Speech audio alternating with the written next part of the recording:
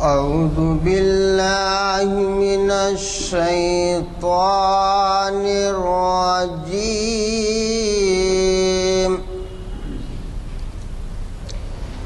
بسم الله الرحمن الرحيم.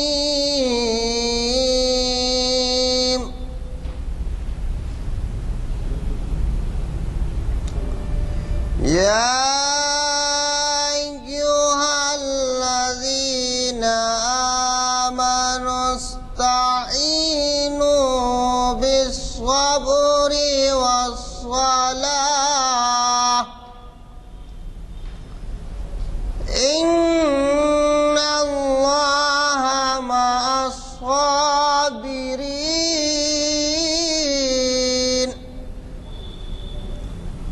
ولا تقولوا لمن يقتل في سبيل الله أموات بل أحياء ولكن لا تشعرون.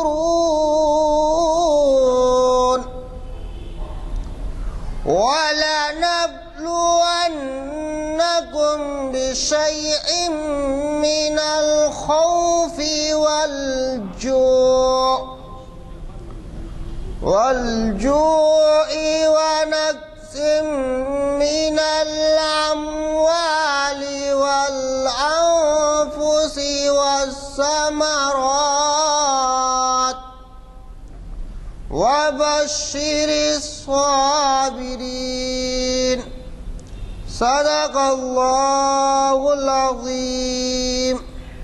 السلام علیکم حضرات، یہ گزارش ہے آپ لوگوں سے، ذرا سامنے کی کرسیوں کو خالی رکھیں آپ، تو ذرا مقرر کے لیے بھی جو ہے تھوڑا توجہ کم ہوتی ہے، لہذا میری گزارش ہے کہ آپ سامنے کی کرسیوں پہ آ جائیں اور بعد میں آنے والوں کے لیے پیچھے کی کرسیاں چھوڑ دیں. حضرات، جیسے کہ آپ واقف ہیں، ہماری ہر سال ہر مہینہ 4 نشستیں اور ایک سال میں تقریباً 45 نشستیں ہوتی ہیں، اور ان 45 نشستوں میں آج شریعت انفارمیشن سروس کی 558ویں نشست ہے. تو آپ اسی سے اندازہ لگا سکتے ہیں کہ 558ویں نشست کے معنی 45 سے اگر آپ تقسیم کریں تو شاید 10 سال سے بھی زیادہ ہو جاتے، 11-12 سال ہوتے. اور آج ہمیں ایک بہت ہی اہم عنوان سے اسلامک سٹڈیز کے ایک بہت بڑے اسکالر، ان کا نام ہے ڈاکٹر محمد متین الدین قادری، مخاطب کر رہے ہیں. اور اللہ کا ایک لاکھ شکر ہے، یہ لاکھ شکر ہے کہ انہوں نے ایسا عنوان دیا ہے جو اگر آپ اس کے پس منظر میں دیکھیں تو آپ کو ایسا محسوس ہوگا کہ ملت کے لیے ایک بہت ہی اہم عنوان ہے. اور اس کی وجہ یہ ہے کہ صرف میں آپ کو ایک حوالہ دیتا ہوں. اگر عدالت میں آپ جائیں تو ایک اجلاس ہوتا ہے جس کو فیملی کورٹ کہتے ہیں. اب اس فیملی کورٹ کا منظر کسی نہ کسی وقت ضرور جا کے دیکھ لیجئے. اور وہ فیملی کورٹ میں طلاق اور خلا اور دیگر خاندانی جھگڑے، یہ تمام جو ہیں اس کا تجربہ آپ کو ہوگا. بلکہ تجربہ یہی نہیں ہوگا، بلکہ یہ ہوگا کہ اس میں کیا غریب اور کیا اوسط گھرانے کے یا کیا سمجھیے متمول یا کچھ، بہرحال ہر قسم کی فیملیز وہاں پہ دکھیں گے. آپ بڑے بڑے لوگ کاروں میں آ کے بھی اتریں گے اور ایک دوسرے کے خلاف درخواستیں پیش ان کے سماعت ہوگی. تو آپ کو اندازہ ہوگا کہ اس سماج میں کہ کس قدر پوری طرح سے پھیل رہا ہے مرض طلاق اور خلا کا. یہ نہیں ہے کہ ہم اس کے سمجھیے جو کچھ بھی گنجائش رکھی گئی ہے اس کے لیے کچھ کہیں، یہ ہماری بس کی بات نہیں ہے. اللہ تعالیٰ کا حکم ہے جو آپ جانتے ہیں کہ قرآن میں ہے، اور قرآن کے احکام کی پابندی ہو رہی ہے. لیکن یہ ہے کہ پہلے کے مقابلے میں اب بہت زیادہ یہ سمجھیے ہم لوگوں میں یہ علت پھیل گئی ہے کہ جس میں ہم جو ہے بات کی جھگڑوں پہ، معمولی سی اختلافات پہ، اور خصوصاً جیسے کہ اخبارات کی رپورٹنگ ہے، آپ کو اندازہ ہے اس کا، کئی مرتبہ جہیز کے اوپر لڑائی جھگڑے، اور پھر ایسے عنوانات پہ لڑائی جھگڑے کہ جس نعوذ باللہ جوڑے کی رقم کہا جاتا ہے، اس پہ لڑائی جھگڑے، اور یہ تمام ہماری برائیاں جو ہیں وہ آپ کو دیکھنے کو ملیں گی عدالت کے احاطے میں یا عدالت اجلاس پہ دیکھنے کو ملے گی۔ تو میں آپ سے یہ عرض کر رہا تھا کہ یہ عنوان جو ہے قرآن شریف کے احکام کی روشنی میں ہے، اور اسے ہمارے آپ کے جانے پہچانے اسکالر ڈاکٹر محمد متین الدین قادری صاحب، جو ایک پروفیسر ہیں ہمارے سلطان العلوم اسکول یا کالج کے ہیں، وہ ہمیں کئی عنوانات سے مخاطب کر چکے ہیں۔ آج ان کے لیے یہ موقع ہے کہ آج وہ ہمیں نکاح و طلاق کے شرعی احکام سے متعلق خطاب کریں، اور یہی نہیں بلکہ آپ ایسے بھی محسوس کریں گے کہ یہ نکاح و طلاق کے شرعی احکام سے ناواقفیت کی بنا پر بھی وہ حضرات جو اس طرح کے مقدمہ بازی میں مبتلا ہیں، وہ کبھی مقدمات چلتے بھی ہیں تو اس دوران محسوس کرتے ہیں کہ وہ کیا غلطی تھی۔ اور پھر ایک بات میں آپ سے اور عرض کروں گا کہ ہمارے ہاں کا جو نظام ہے وہ بہت زیادہ جامع نظامیہ کے فتاوی پر بھی سمجھے منحصر ہوتا ہے۔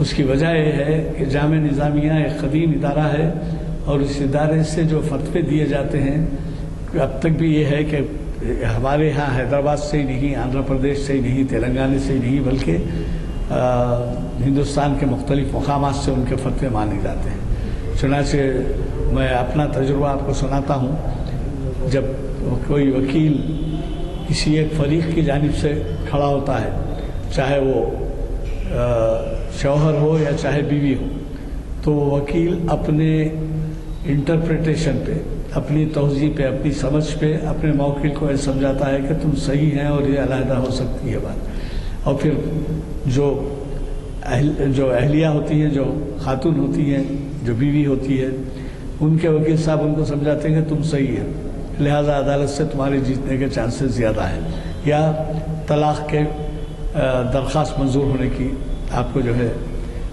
آپ کے چانسز زیادہ ہیں۔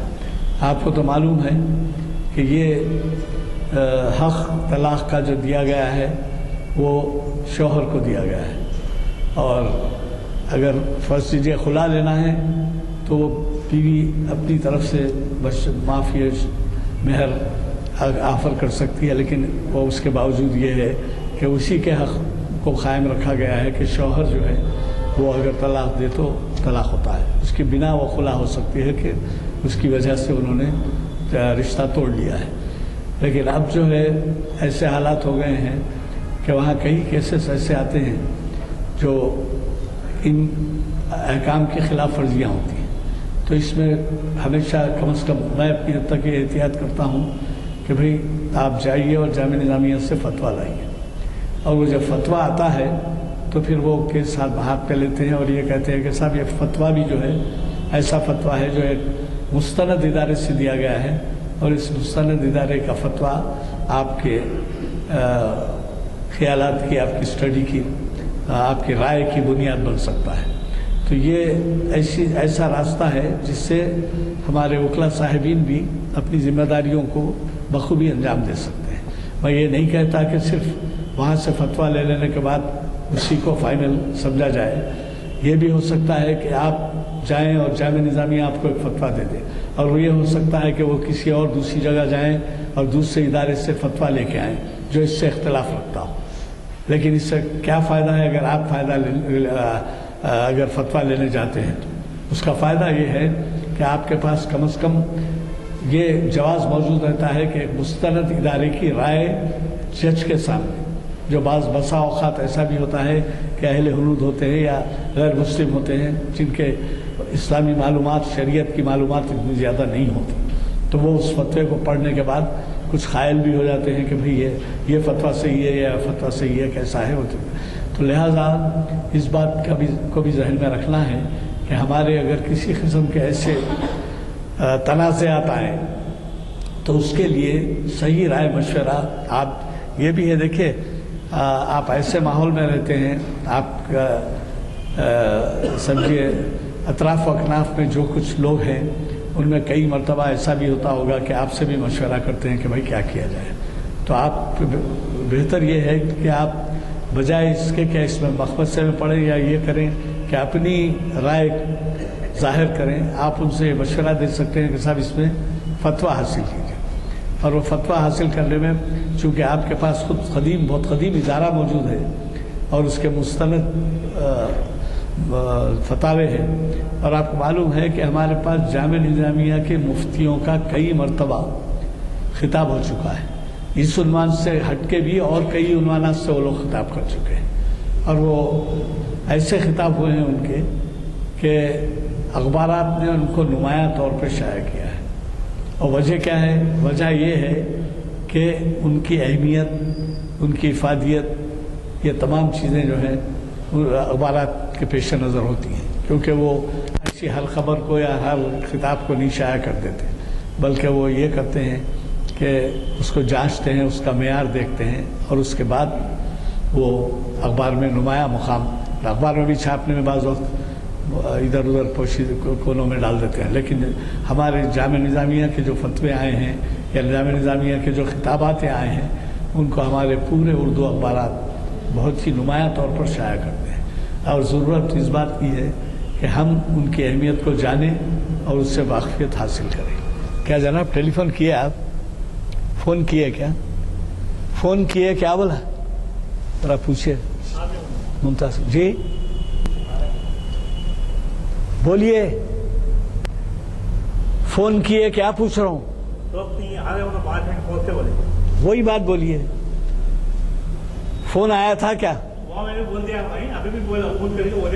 وہی پوچھ رہا ہوں، بولیے۔ ہمارے ذرا ایک کالج میں ملازم ہیں ہمارے پروفیسر صاحب آج کے جو خطیب ہیں، اور ان کا فون آیا ہے، آپ بتا رہے ہیں کہ 5 منٹ میں وہ یہاں پر رہیں گے، اگر آپ اس وقت تک کچھ پوچھنا چاہیں اور میں رہنمائی کر سکوں تو کر دوں گا، نہیں ہے تو وہ آنے کے بعد یہ ان سے پوچھیے، کوئی بات اور آپ کی وضاحت طلب ہے تو بولیے، پوچھیے۔ کوئی اب تک میں نے جو باتیں کہی ہیں اس کے بارے میں کچھ جاننا چاہے تو بول سکتے ہیں آپ، اور نہیں تو پھر میں سمجھتا ہوں آنے کے بعد سے وہ نماز کے لیے مصروف ہو گئے ہوں گے اور وہ کسی دم میں بھی آپ کو مخاطب کریں گے۔ البتہ میں ایک اور گزارش آپ سے کر رہا ہوں کہ علامہ اقبال 9 نومبر کو پیدا ہوئے تھے، اور نومبر کا مہینہ ان کے مختلف ادارے، اقبال سے متعلق ادارے جو ہیں ان کی یاد مناتے ہیں، یادگار، اور اس میں جو ہے ہم تو ہر ہفتہ مناتے ہیں، آپ کو معلوم ہے۔ اقبال شناسی کی محفل اب اسی میں دیکھ لیجئے، جناب محمد ضیاء الدین نیر صاحب 26 نومبر کو مخاطب کر رہے ہیں، کل ہی پرسوں 4 کے دن۔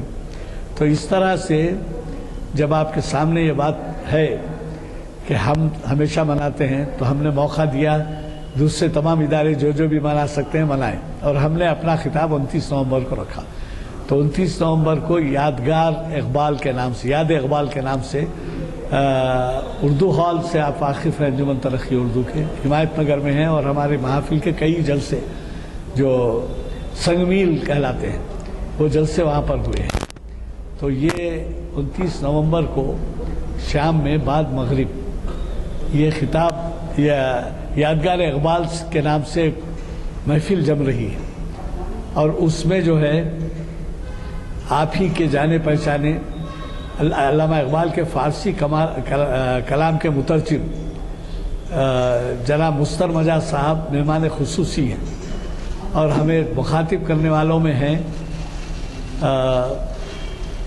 ضیاء الدین نیر صاحب، اور دوسرے جو ہے آپ کو معلوم ہے وہ یہ بھی مخاطب کر چکے ہیں یہاں پروفیسر خواجہ ناصر الدین صاحب ہیں۔ تو یہ جو خطاب ہیں بڑے اہم ہیں اور بہت ہی معلوماتی ہیں اور بہت ہی معیاری ہیں۔ آپ کو رخے بھی مل جائیں گے۔ میری گزارش ہے کہ آپ حضرات رخے ملے نہ ملے اپنے ساتھیوں کے ساتھ ابھی سے نوٹ کر لیں۔ 29 نومبر بروز ہفتہ بعد نماز مغرب یہ خطاب موجود ہے، خطاب ہوگا۔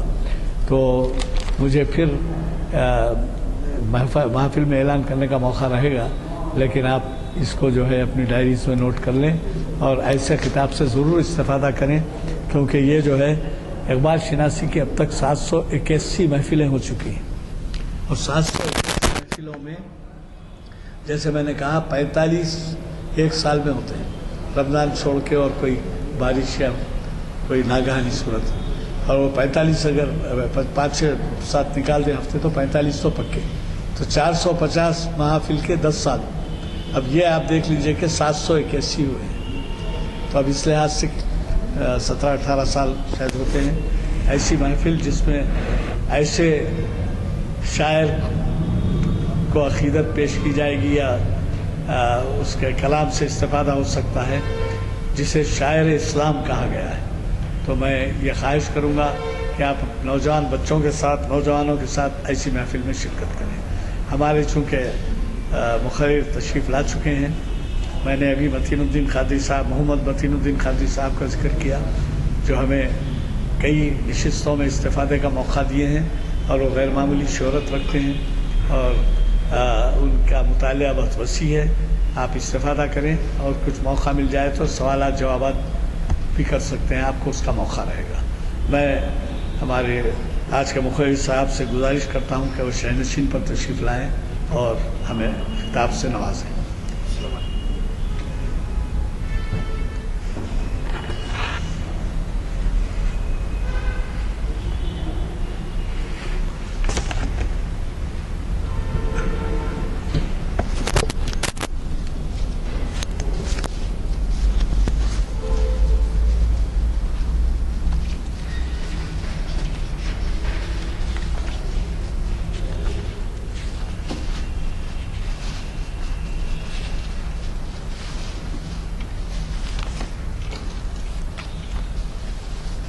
السلام علیکم۔ اعوذ باللہ من الشیطان الرجیم، بسم اللہ الرحمن الرحیم۔ الحمد للہ رب العالمین، والصلاة والسلام علی رسولہ النبی الکریم وعلی آلہ وصحبہ اجمعین، اما بعد۔ معزز حاضرین اکرام، جیسا کہ آج جو موضوع ہے نکاح و طلاق کے شرعی مسائل، اس بارے میں ہو سکتا ہے کہ آپ نے اس سے پہلے بھی لیکچر سنا ہوگا۔ یہ نکاح کے اور طلاق کے مسائل بڑے اہم ہیں۔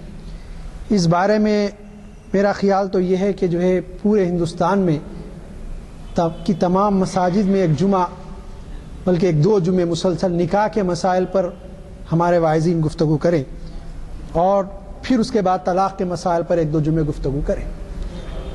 اس کی وجہ یہ ہے کہ شریعت اسلامی نے نکاح کے لیے جو چیزیں رکھی ہیں، اس کے مقاصد کو بسا اوقات بہت سارے لوگ سمجھ نہیں پاتے۔ پھر اس کے ساتھ کچھ قیود بھی لگائے ہیں شریعت نے، اس کے تعلق سے بھی لوگوں کے ذہنوں میں کچھ بدگمانیاں پائی جاتی ہیں۔ نکاح کی اصل میں تعریف یہ ہے کہ نکاح مرد و عورت کے درمیان شرعی اصولوں پر کیا گیا معاہدہ ہے، جس کے نتیجے میں ایک دوسرے کے ساتھ جنسی تعلق جائز اور پیدا ہونے والی اولاد کا نسب شرعاً ثابت ہو جاتا ہے، اور باہم حقوق و فرائض عائد ہو جاتے ہیں ایک دوسرے پر۔ یہ اصل میں نکاح کی تعریف ہے۔ نکاح کے اغراض و مقاصد بھی اسلام بیان کرتا ہے، شریعت اسلامی بیان کرتی ہے۔ کہا گیا کہ عقد نکاح کا مقصد نسل انسانی کی بقا، عفت و عصمت، باہمی الفت و موانست اور سکون کا حصول ہے۔ عزیزان گرامی، یہ چیزیں نکاح کے بارے میں بیان کی گئی ہیں کہ اس کے اغراض و مقاصد کیا ہیں۔ اس سے پہلے کہ اس گفتگو کو میں آگے بڑھاؤں، ہم دیکھتے ہیں کہ تھوڑا جائزہ لیں گے ہم کہ دنیا میں دیگر جو مذاہب ہیں ان کے پاس نکاح کا کیا تصور ہے۔ پہلے تو میں آپ سے کہہ دوں کہ ایک گروہ ہے جو کسی نہ کسی مذہب کو مانتا ہے، اور ان کے پاس شادی، عقد بیاہ، اس کے کچھ رسم و رواج موجود ہیں، اور گروہ ہے جن کے پاس شادی کا کوئی کانسیپٹ ہی نہیں، بیاہی کی انتہا، جانوروں سے بدتر زندگی، لیونگ پارٹنر کے نام سے زندگی گزاری جاتی، بہت برے حالات ایک طرف ہی ہے۔ بلکہ مجھے یاد نہیں آ رہا، میں کہیں پڑھا جیسا خیال آتا مجھے، یا سنا تھا، مجھے ایگزیکٹ اس وقت یاد نہیں ہے، کہ کسی پروفیسر صاحب نے شادی نہیں کی، بڑی عمر کے ہو گئے، تو کسی نے ان سے انٹرویو لیتے پوچھا کہ صاحب اب تک آپ کے کوئی آئی نہیں عورت آپ کے پاس زندگی میں؟ تو انہوں نے جو جواب دیا وہ ہمارے لیے، ہماری آنکھیں کھولنے کے لیے کافی ہیں کہ ایسے لوگ اگر پڑھائیں گے تو کیسی نسل تیار ہوگی۔ انہوں نے کہا کہ اگر جو ہے پینے کے لیے روز تازہ دودھ مل جاتا ہے تو کون گھر پہ ایک بھینس کو لا کے باندھ لے؟ کتنا گریوی قسم کی ذہنیت اور اس کا مظاہرہ یہ پایا جاتا ہے۔ عزیزان گرامی، اس وقت دنیا میں ایک بڑے مقام پر، بلکہ اسلام سے مسلمانوں کے کچھ کم کچھ زیادہ پایا جانے والا مذہب عیسائیت ہے، ان کے پاس تو میرج کا کوئی کانسیپٹ ہی نہیں ہے۔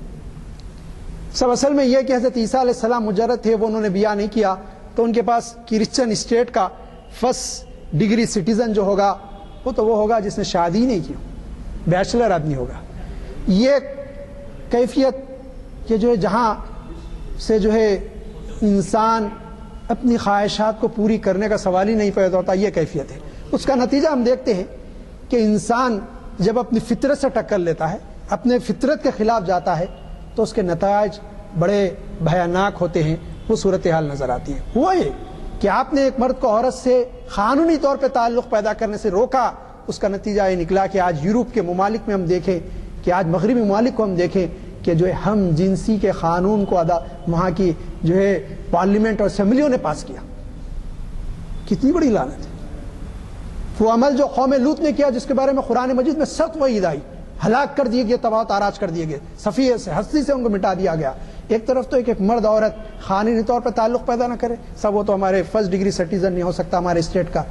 دوسری طرف یہ کہ وہی پارلیمنٹ ایسے قانون بنا رہی ہیں کہ جس میں جو ہے یہ ہو کہ جو ہے وہ ہم جنسی کے مرد مرد سے شادی کرے، عورت عورت سے شادی کرے۔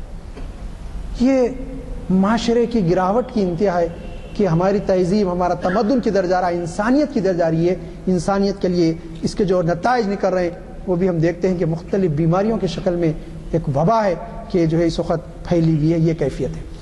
عزیزان گرامی، عیسائیوں اور مسلمانوں کے بعد اس وقت جو ہے ایک بڑی تہذیب اور بہرحال مختلف رسم و رواج کو بنا کر ایک مذہب بنایا گیا جس کو ہندو مت کہا جاتا ہے، کہ جس کی کوئی کل سیدھی نہیں، ہر جگہ ایک ایک رسم و رواج، لیکن بہرحال ایک مذہب بن گیا۔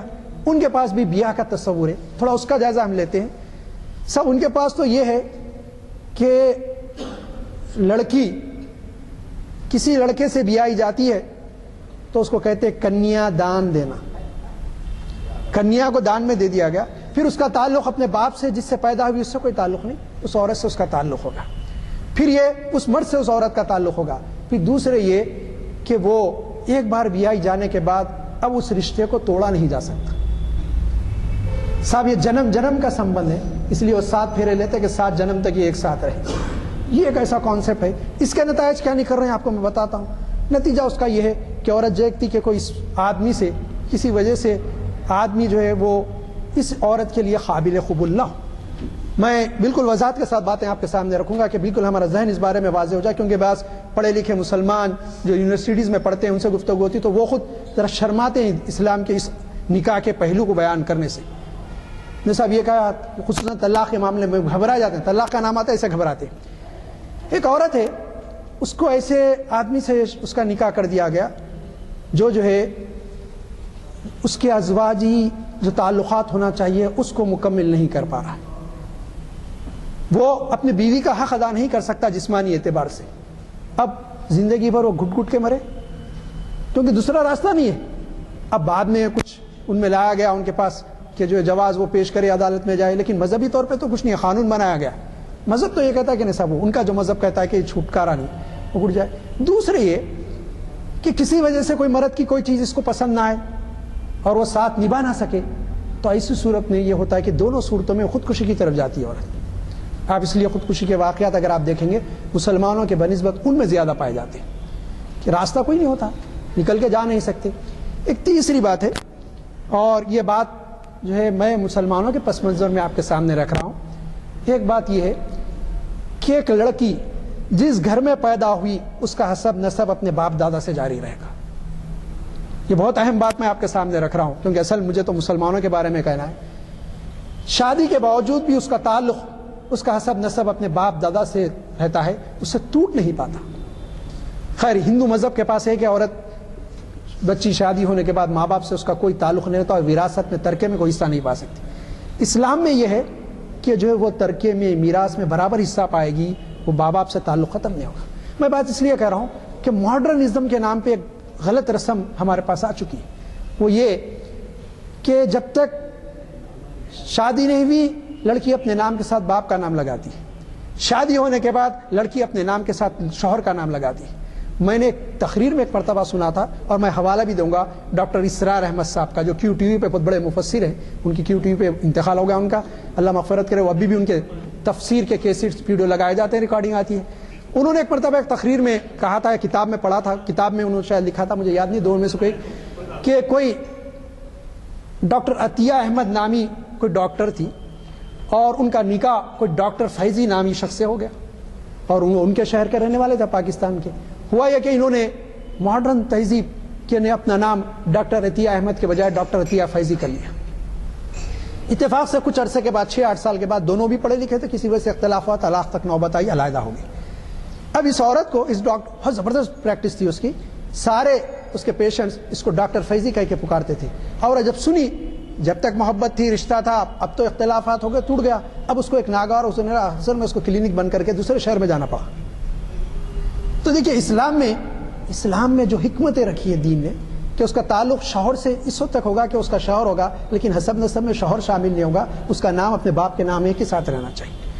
عزیزان گرامی, نکاح کے بارے میں جو ہے قرآن مجید یہ کہتا ہے کہ جو ہے سورۃ روم کی آیت ہے, وَمِنْ آيَاتِ أَنَّا خَلَقَكُم مِّنْ أَنفُسِكُمْ أَزْوَاجًا لِتَسْكُنُوا إِلَيْهَا وَجَعَلَ بَيْنَكُم مَّوَدَّةً وَرَحْمَةً إِنَّ فِي ذَلِكَ لَآيَاتٍ لِقَوْمٍ يَتَفَكَّرُونَ. اور اس کی نشانیوں میں سے تمہارے لیے یہ نشانی بھی ہے کہ تمہاری جن سے جوڑے پیدا کیے تاکہ ان کی طرف سے تم سکون پاؤ, اور اس نے تمہارے درمیان محبت اور رحمت پیدا کر دی. اور یہ اللہ کی آیتوں میں سے ایک بہترین آیت ہے, نشانیوں میں سے ایک نشانی ہے ایسے لوگوں کے لیے جو غور و فکر کرتے ہیں. عزیزان گرامی, اگر آپ دیکھیں گے کہ اس میں, اس پیاری آیت میں نکاح کا جو مقصد بتایا گیا ہے وہ اتنا پیارا مقصد بتایا گیا ہے. اور اگر ہم حقیقت دیکھیں, کہا گیا کہ تمہاری جن سے, عورت مرد کی جن سے کوئی علیحدہ نہیں ہے, جوڑے بنائے اللہ نے, اور پھر یہ کیا کہ تم ایک دوسرے سے سکون پاؤ. ایک یہ ہے کہ جو جسمانی طور پر جب ازواجی تعلق پیدا ہوتا ہے تو ایک دوسرے سکون محسوس کرتے ہیں, دوسرے کہ جو ہے دونوں مل کر جو معاملات حل کرتے ہیں, کہ گھر کا دائرہ کار عورت, باہر کا دائرہ کار مرد, اب یہ زندگی کی گاڑی اطمینان سے چلتے رہتی ہے. عزیزان گرامی, یہ ہے. اور پھر کہا گیا کہ تمہارے درمیان محبت اور رحمت پیدا کر دی. ایک لڑکا ایک لڑکی پہلے جانتے بھی نہیں تھے, اکثر شادی تو ایسی ہوتی, جانتے بھی نہیں تھے, ماں باپ نے طے کر دی نکاح ہوگا, لیکن اس کے بعد ان لوگوں میں ایسی محبت اللہ نے ڈال دی, الفت ڈال دی, دونوں چلتے ہیں. عزیزان گرامی, ہمارے پاس نکاح کوئی دنیاوی چیز نہیں ہے بلکہ عبادت کے درجے میں. یہ بات بڑی اہم ہے, غور کر کے دیکھیں. شادی بیاہ کا معاملہ, نکاح کا معاملہ ہمارے پاس عبادت کے درجے میں. کہا گیا جس نے عقد کیا اس نے اپنے آدھے ایمان کو محفوظ کر لیا. اب یہ آپ غور کر کے دیکھیں کہ آدھا ایمان نکاح کرنا, عقد کرنا, یہ عقد کیا چیز ہے؟ عقد اصل میں عقد سے بنا ہے جس کے معنی باندھنے کے, انگیٹھی ڈالنا, باندھنا, ایک دوسرے کو باندھ دینا. عقد نکاح میں بننا تو ایک مرد اور ایک عورت جو ہے ایک دوسرے سے بن جائیں, یہ معاملہ ہے. عزیزان گرامی, یہ کہ جو ہے اس کی وجہ یہ بتائی گئی کہ انسان بے راہ روی کا شکار نہ ہو.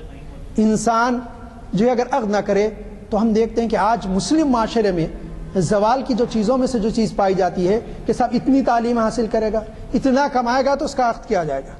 عمریں نکل جا رہی ہیں, کئی لڑکیاں ایسی پڑھے لکھی ہیں میں جانتا ہوں کہ شادیاں نہیں, ان کے والدین پریشان پھر رہے ہیں, ایک بڑی عمر کو پہنچ چکے ہیں. یہ ایک بڑا ہمارے معاشرے کا کہنا چاہیے کہ خرابی ہے کہ جو ہم کو یہ کہا گیا کہ جو بالغ سن بلوغ کو پہنچ جائیں تو جو ہے ان کے بیاہ میں جلدی کرو, ان کے عقد کرنے میں, نکاح کرنے میں جلدی کرو. تو تو یہ کہ ایک ہم دنیا کے اسٹینڈرڈ کو دیکھ کے جو چلتے ہیں، پھر یہ کہا گیا کہ جو اولاد جو پیدا ہوتی ہے اس کا رزق اللہ تعالیٰ مقرر کر دیتا ہے، تمہارے وہم و گمان میں نہیں ہوتا جہاں سے رزق آ جاتا ہے، لیکن اس وقت ہمارے پاس ایک بڑا معاملہ چل پڑا ہے۔ دوسری بات نکاح کے بارے میں یہ ہے کہ جو ہے انسان اصل میں نسل انسانی کی بقا چاہیے، پھر نکاح سے جو اولاد پیدا ہوتی ہے حسب نسب کا ثبوت اس سے ملتا ہے کہ کس خاندان سے کس کی یہ اولاد ہے۔ پھر دوسرے یہ کہ انسان حرام کے ارتکاب سے محفوظ ہو جاتا ہے، حرام کاموں سے بچ جاتا ہے، اب حرام کے کام نہیں کرے گا نساء میں۔ اس لیے شرعاً نکاح محض دیوانی معاہدہ نہیں بلکہ عبادت بھی ہے، یہ بات یاد رکھیں کہ یہ عبادت ہے، حالانکہ یہ کام انسان اپنے نفس کے لیے کرتا ہے لیکن یہ عبادت ہے۔ نکاح کی مختلف شکلیں اور صورتیں ہوتی ہیں کہ کب نکاح فرض ہوگا، کب اس کا وجوب ہوگا، کب سنت موقدہ ہوگا، یہ شرائط آتے ہیں۔ نکاح کی ذمہ داریوں کو پورا کرنے کی اہلیت اور زنا میں مبتلا ہونے نہ ہونے کے اندیشوں کے اعتبار سے جو مختلف حالات پیدا ہوتے ہیں اس میں نکاح کے احکام بھی مختلف ہو جاتے ہیں۔ نکاح کرنے کی یعنی جو نکاح کی ذمہ داریوں کو پورا کرنے کی اہلیت کسی میں ہے اور زنا میں مبتلا ہو سکتا نہیں ہو سکتا، اس حالات کے لحاظ سے یہ احکام بھی مختلف ہو جاتے ہیں۔ اگر عورت کے نان و نفقے اور دوسرے حقوق کی ادا کرنے پر مرد قادر ہے اور اسے یقین ہے کہ اگر وہ نکاح نہ کرے تو بدکاری میں مبتلا ہو جائے گا، تو ایسی صورت میں یا ایسی حالت میں نکاح کرنا فرض ہے۔ نان و نفقہ دے سکتا اور حقوق عورت کے جو ہے وہ ادا کر سکتا ہے اور اس پہ قادر ہے اور اسے یقین ہے کہ اگر وہ نکاح نہیں کرے گا تو بدکاری میں گناہ میں ملوث ہوگا، تو ایسی صورت میں نکاح کرنا فرض ہو جاتا ہے۔ اگر عورت کے نان و نفقے اور دوسرے حقوق کو ادا کرنے پر مرد قادر ہے اور اسے یقین تو نہیں ہے کہ وہ گناہ میں مبتلا ہوگا لیکن ظن غالب ہے کہ اگر وہ نکاح نہ کرے تو بدکاری میں مبتلا ہو جائے گا، گمان کر رہا، اور گمان غالب ہے کہ یقین تو نہیں ہے، گمان ہے کہ ایسا اگر نہیں کرا تو ہو سکتا کہ میں گناہ میں مبتلا ہوں، ایسی صورت میں نکاح کرنا واجب ہے۔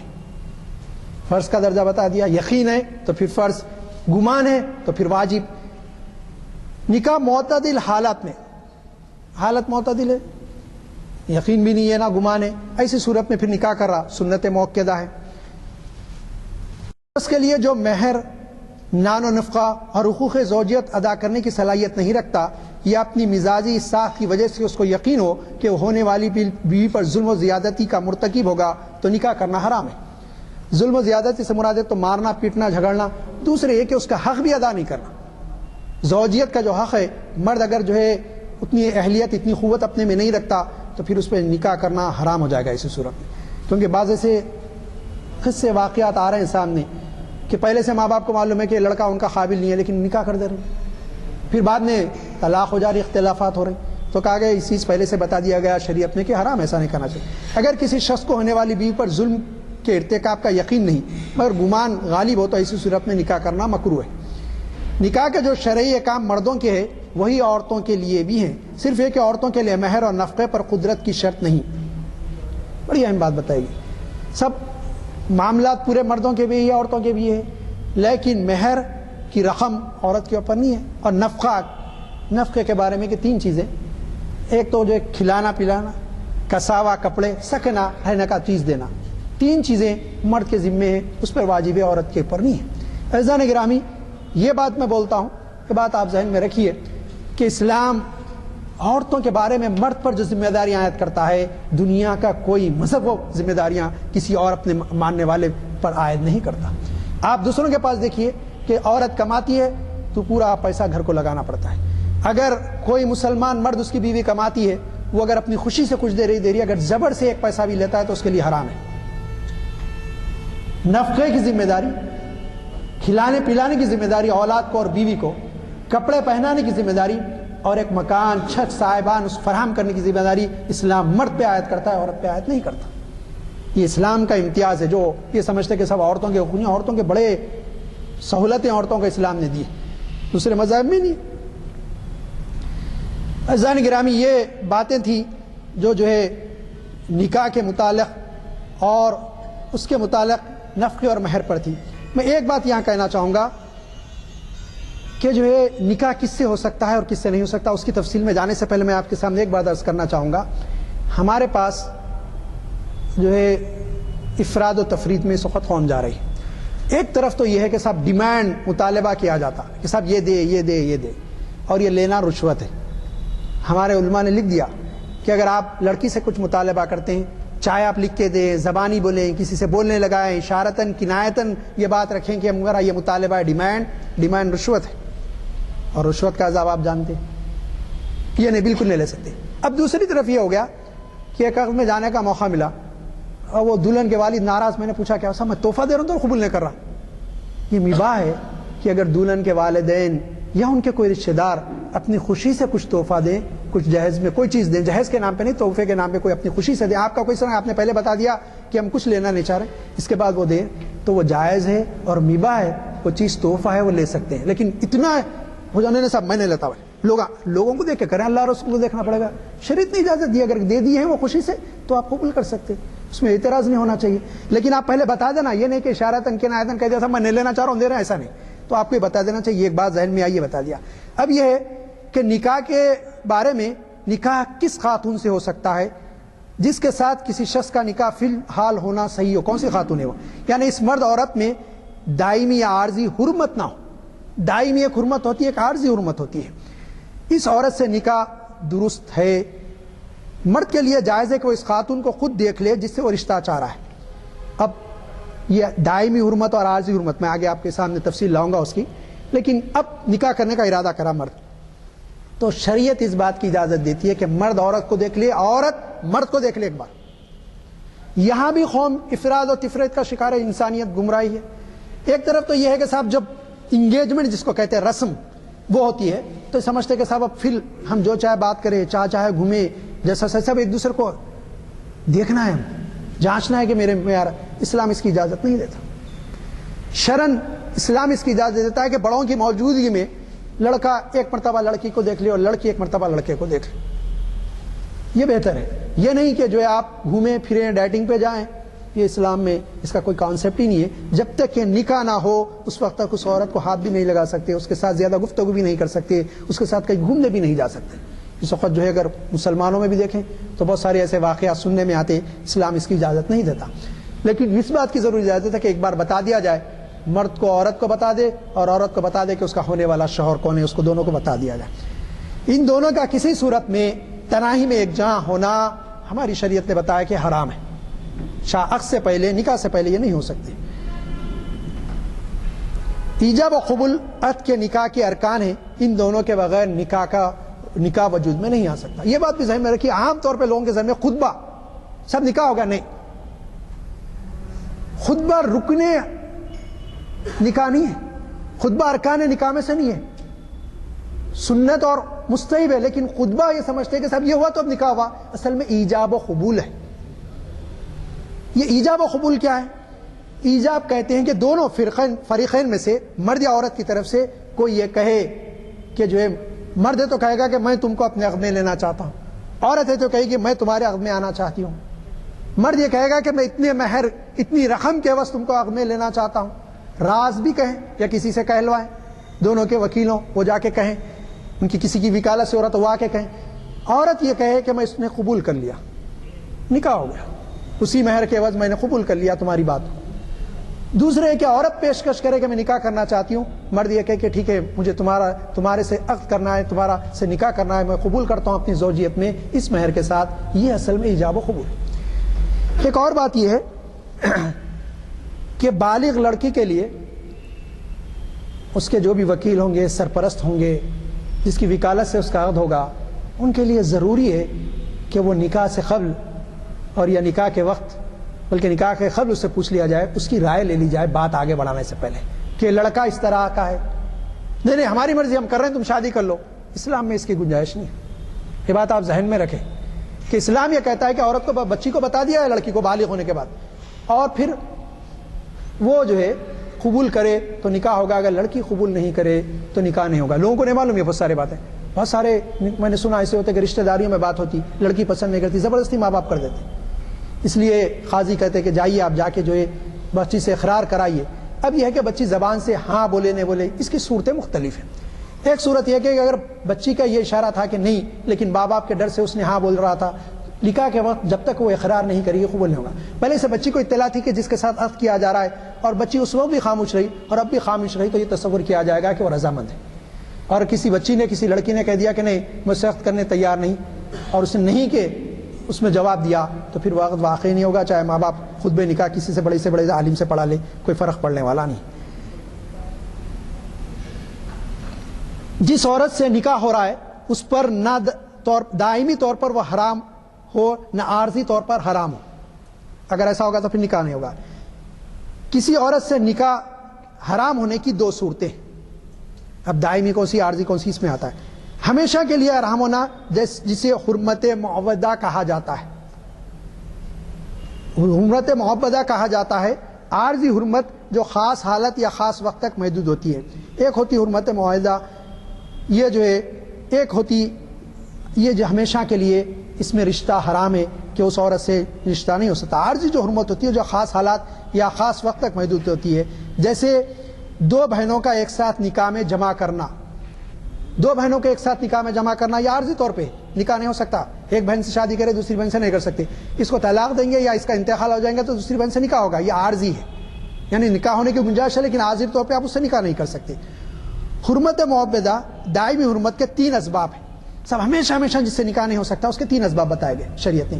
ایک کہا نسب, ایک پہلا ہے نسب, دوسرا ہے مساہرت, تیسرا ہے رضاعت. میں تینوں کی تفصیل آپ کے سامنے رکھوں گا. نسب سے جو رشتے حرام ہوتے ہیں, ماں, نانی, دادی اوپر تک, ماں کی ماں, ماں کی ماں کی ماں, چلا پورا دادی, پھر وہ دادی کی ماں, پورے رشتے. بیٹی, بیٹی, نواسی,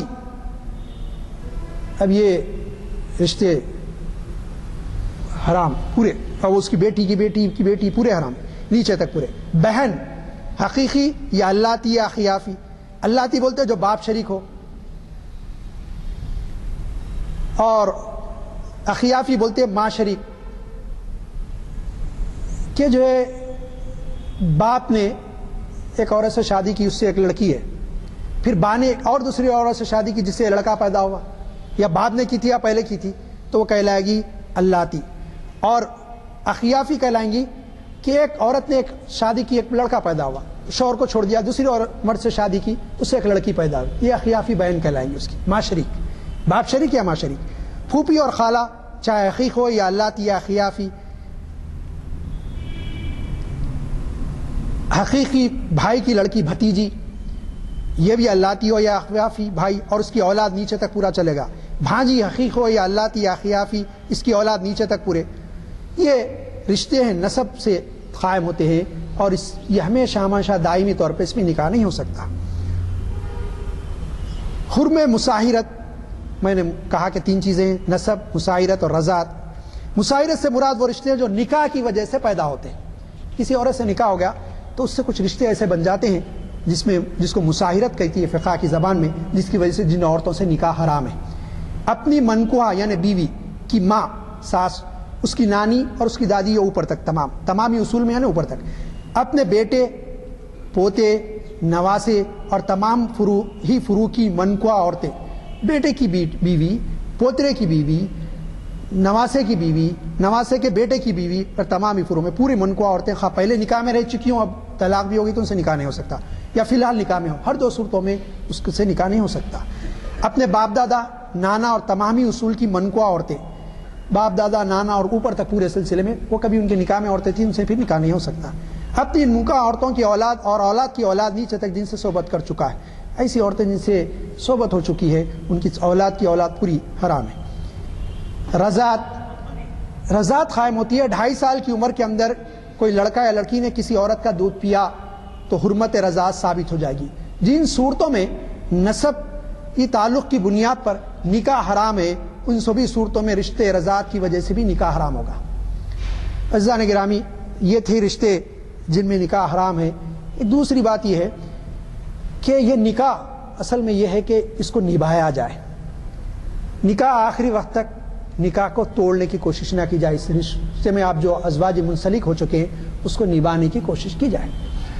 لیکن ہم نے جیسے کہا ہندوازم میں یہ کہ کوئی صورت چارے کی نکلنے کی نہیں ہے, لیکن اسلام نے ایک صورت رکھی طلاق کی. مرد کو اختیار دیا، عورت کو اجازت دی خلا کی، دونوں کے لیے اختیار رکھا کہ دونوں ایک دوسرے سے علیحدہ ہو جائیں. لیکن دنیا اس بات کو نہیں سمجھتی کہ اسلام نے طلاق کے لیے کچھ شرائط لگائے.